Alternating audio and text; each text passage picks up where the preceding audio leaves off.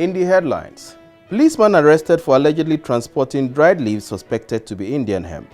The new development bank Ghana, which is to support all banks to have access to long-term loans, launched. At the graphic business Stanbic Bank breakfast meeting today, the issue of unemployment and how strategic investments in the agricultural and manufacturing sectors could help provide jobs were discussed. In Bolga, a head pastor has been arraigned for allegedly defiling a 13-year-old foster daughter.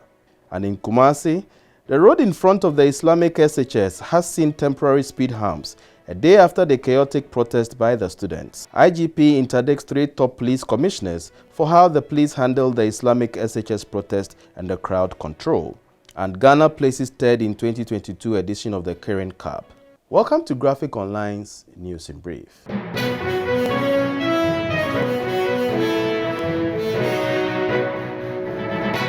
Last Saturday, upon a tip-off that a police sergeant by name Lochu Agbekpo, aged 36 and stationed at the Front Police Unit at Tesano in Accra, was allegedly transporting dried leaves suspected to be Indian hemp, the police in the Volta region started being on the lookout for him. He was in charge of his own blue-black Toyota Corolla S with registration number GC 106909 and carried the dried leaves in the boot of the vehicle. He was traveling from the Have direction and failed to stop at the Have police barrier when he was signaled by personnel on duty to do so. He attempted to escape but was given a hot chase by the personnel. On reaching a section of the road on the Peve Mountain, he was involved in an accident and had a fracture on his left hand. The suspected 84 parcels of compressed dried leaves were found in his car boot. However, he was rushed to the Peki Government Hospital for treatment. Foolish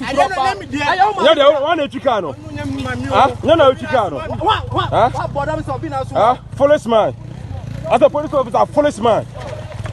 A new bank, the Development Bank Ghana, was today formally launched by President Akufo-Addo. The 750 million bank is to focus on giving out long-term funding to entities in line with Ghana's development agenda.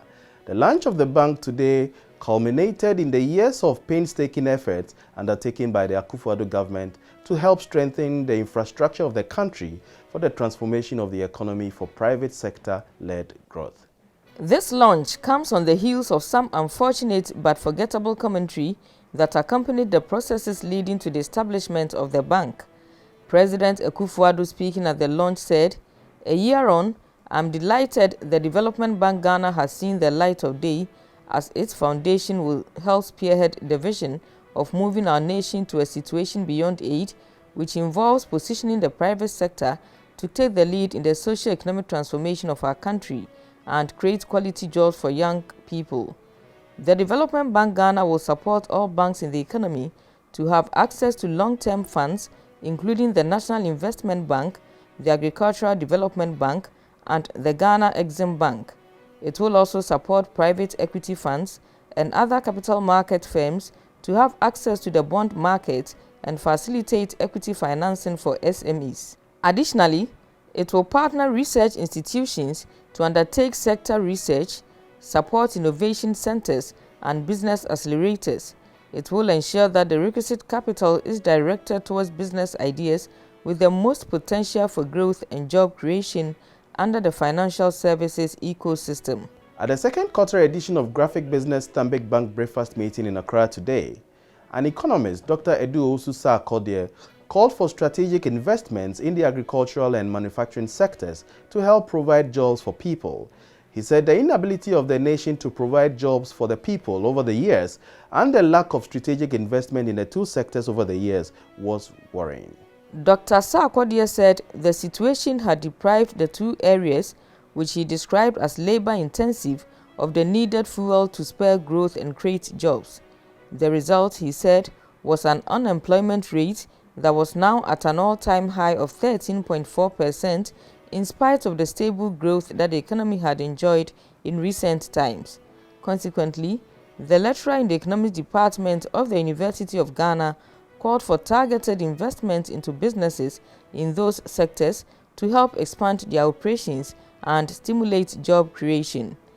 The second quarter edition of the Graphic Business Stanbic Bank breakfast meeting today mainly discussed unemployment, which is one of the major problems facing the country. The event was on the theme, Tackling Unemployment to Create Wealth, Opportunities for Ghana.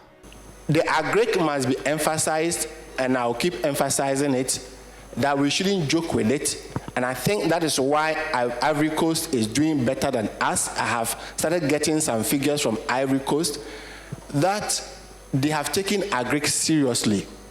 Our first point of contact, let's learn from the Chinese, is agric. Nobody should go hungry in Ghana. Enough of the slogans. I am borrowing the words from my professor. Enough of the talk. We are too much interested in slogans. The resource is not there to show. I am not blaming MPP. Even when NDC was in power, what did they show? So I don't want this to turn MPP NDC, because I'm saying this because the program is an NPP program. And I'm attacking both parties because they have been in office for all the years. Enough of the slogans. We need a proper model. Not an agric program that is import dependent, such that when there's Russia-Ukraine war, you can't have fertilizer, you can't have wheat, you can't have anything. That is not a sustainable program that can create jobs. And in Bolga in the Upper East region, a pastor by name John Amwa has been arraigned for allegedly defiling and impregnating a 13-year-old foster daughter.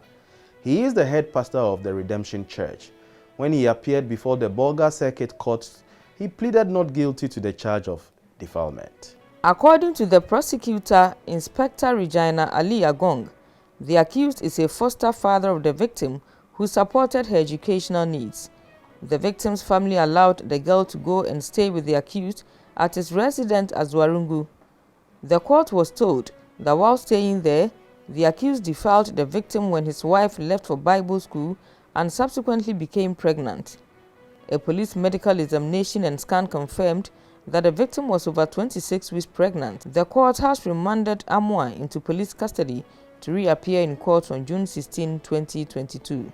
And we take you to Kumasi, where the road in front of the Islamic Senior High School has seen temporary speed humps a day after the chaotic protest by the students. The Inspector General of Police has also interdicted 3 top police commissioners for how the police handled the protest by the students. Already, the police has admitted that its handling of last Monday's protest by the students was poor and fell short of the standard operational procedures of the service. Consequently, the police administration has removed its Deputy Ashanti Regional Commander, Deputy Commissioner of Police, Kwesi Akumia Preku, from his position.